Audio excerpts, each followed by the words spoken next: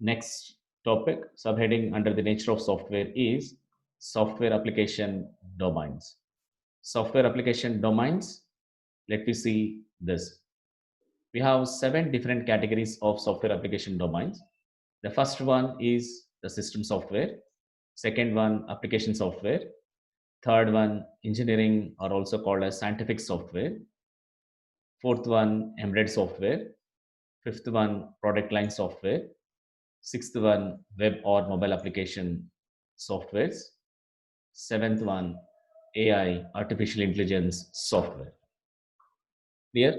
This total 7 different categories of software application domains, because already we have discussed yesterday, based on the discipline, the softwares will be vary. If you have done for the mechanical, the softwares are different. If you are seeing for computer with the science, we have different types of applications or apps or softwares. If you are going for civil, different softwares are available, right?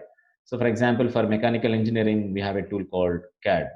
For civil engineering, for drawing of that one, there is a different tools are available. They're also going to using a CAD tool over there. If you see the for computer science, we have different softwares like antivirus. We have different not an antivirus, or we have softwares for MS Office, softwares for the different purposes, Adobe Reader for players, VLC player for browsers, Chrome. All these type of softwares are available.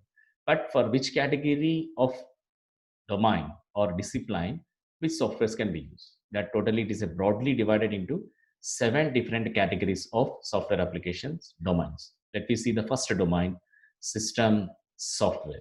So system software is nothing but, just in the name itself, it deals with the system.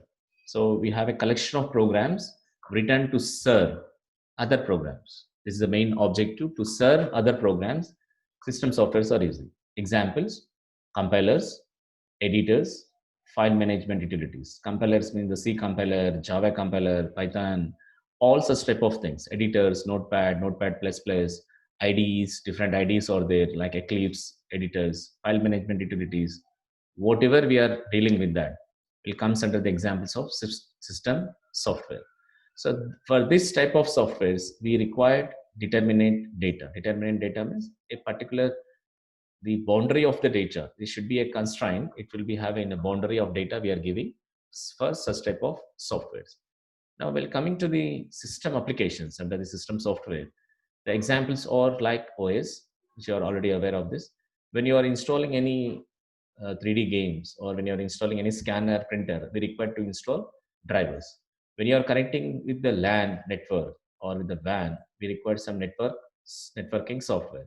When dealing with the telecommunication processor, for example, to deal with have connecting your device with any Skype or any other telecommunication, we require some telecommunication processors will be there.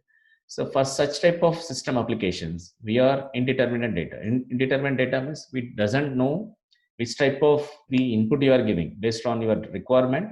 It will be dynamic. So we can't predict that how much of exact data you are giving.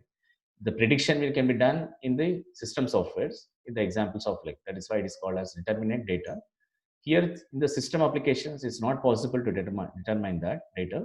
That's why it is a indeterminate data, right? The second domain, second software application domain is application software. So it is a standalone programs.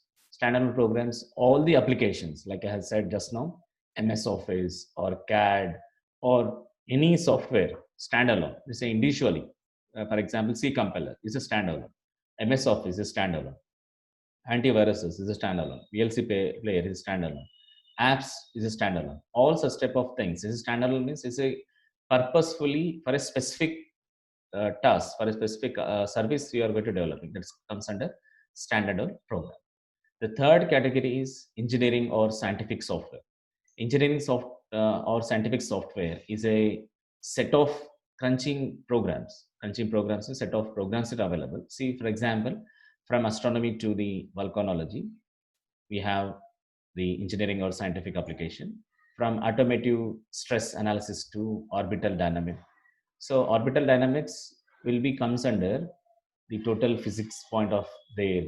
For all such type of categories, or from computer aided design to molecular biology, from genetic analysis to metrology, all in the from this place to this place, all the different scientific or engineering softwares comes under this domain. Okay, and you have a lot of examples in each category of this scientific softwares. Now, fourth software application domain is embedded software. Embedded software is where we are going to embed it. Embedding means we are just integrating that in a hardware. This software, the best example, keypad control for a micro oven. Micro oven, most of you have the micro oven in your homes. Just you are press for a 5 minutes, you are giving some displaying over there. For the 5 minutes, after 5 minutes, it has to be make some hot or making any cool ovens as well. So just making that dashboard of that keypad control is called as embedded software. Another examples or digital function is in automobiles. Automobiles like fuel control, where you're taking petrol from there. Also, they are entering the amount or how much amount you required fuel. A dashboard displays or braking systems for your bikes or cars. Everything like when you go for your car, taking a reverse of that, we have a display of the display, or where we can see without seeing the back mirror directly, we can see in the display board how any objects are coming in the back side. In that all the places we can use this embedded software.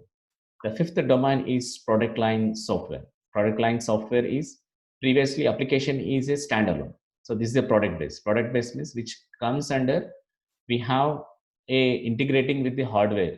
The best example is inventory control products, such as we have a software for product line, GST billing software, POS billing, accounting softwares. All such type of purposes we are going to using under the domain product line software. And web and mobile applications, you well known about this one. All the apps in your mobile comes under this. So web based is there and mobile also be there. Web based, the best example, browsers, wherever we required for that, browsers, such type of will comes under web application. Mobile means all the apps in your mobile comes under mobile applications. And the last domain is AI, artificial intelligence. It comes under like robotic softwares, the expert, the recommended systems or expert systems, or pattern recognition like image recognition, video recognition, streaming of the video, ANN, that is artificial neural networks, theorem proving, or game playing. All such type of softwares comes under a software, right? So these are the 7 different categories of softwares are available. The different domains, different softwares are available. The first one, system software. The second, application software. Third one, engineering or scientific software. Fourth one, embedded software. Fifth one, product line software. Sixth one, web or mobile application. Seventh one, AI software. Okay. Now let me see the last subheading of today's class is legacy software. Still, if you have any doubts, let me know